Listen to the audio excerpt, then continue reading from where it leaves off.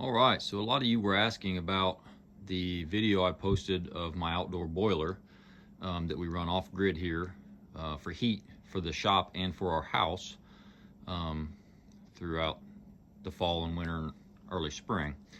And several were asking about the power. How do we power that? Kind of the off-grid system that we use here that powers that and everything else. We're completely off-grid. We're not connected to the grid at all. We're pretty far off the road, so it just wasn't feasible. This was more feasible, actually cheaper to do. So this is it. This is the dual Sol-Ark 12K inverters that we have that run everything now. This has been upgraded several times. We started out with a 3,000 watt inverter and car batteries initially, and we just have slowly built up, done everything ourselves. This is all completely doable for anyway if you're a little bit handy. This is something that's possible. Not an electrician, not a plumber, have no certifications, but with a little bit of research, YouTube and things online, it's really not that difficult. Obviously be careful and make sure you know what you're doing. Do your research first, but this is it. So these are two 12Ks. They give us about 9,000 watts a piece. They're running together, and so about 18,000 watts, which we never hit that. That's way more than we need. But for some things like a welder and an air compressor and things like that, it helps with the surge, with the startup. And we've been super happy with it. Haven't had any trouble at all. Over on the right, you can see the DC disconnects. The solar panels are on top of this shop. This is the shop. This is on the outside of the shop, covered. It's lean-to, so it's covered from the weather. Never gets water or anything like that. And that's the inverter setup. This is a 48 volt system. Or 51.2 is we run lithium iron phosphate batteries, and they're on the other side of that wall. We keep those inside just because of the temperature. And I'll do another video, trying to keep this short, but I'll do another video to show you the battery setup and the charger and all that. We also have a generator, a standby generator that I installed.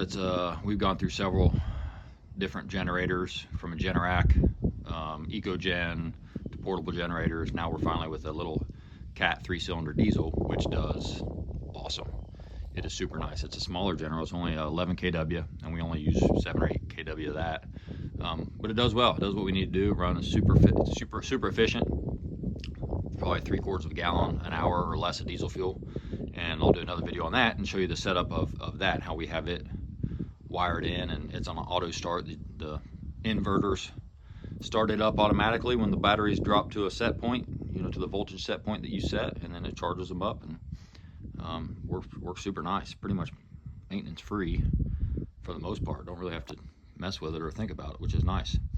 You'll see underneath here, that's a portable inverter input that I have, and I've got that on a switch, a transfer switch. So if for some reason the diesel generator would go down, we can flip over and charge the batteries from a portable generator. And then over here we've got, this is actually a breaker box. This is a little sub panel that is run by the inverter's smart load feature. The Sol-Arks have it's called smart load, where you can run, once the batteries get up to around 100% or whatever you set them at, it'll energize that sub panel kind of as a load dump. So if you have extra power, it'll turn on. We have it right now. We've just got it hooked up to a mini split that'll turn on and runs, heats or cools part of the shop, which is super nice. Yeah, so that's that. Trying to keep it short for you, but this is what powers our boiler and our everything, house, everything. We run welder and air compressor and anything we need. Works really well. And like I said, this is kind of the final product of, we've been doing this for 15 years, and we started much smaller and just kind of worked our way up. We didn't, this is expensive stuff, so we couldn't buy it all at one time right off the get-go. So we did little by little, and finally this is what we've come up with, and it's working great so far. Hope that answers a couple of questions on kind of what runs our system. I'll do another video of the battery setup on the inside, and then another one on the generator.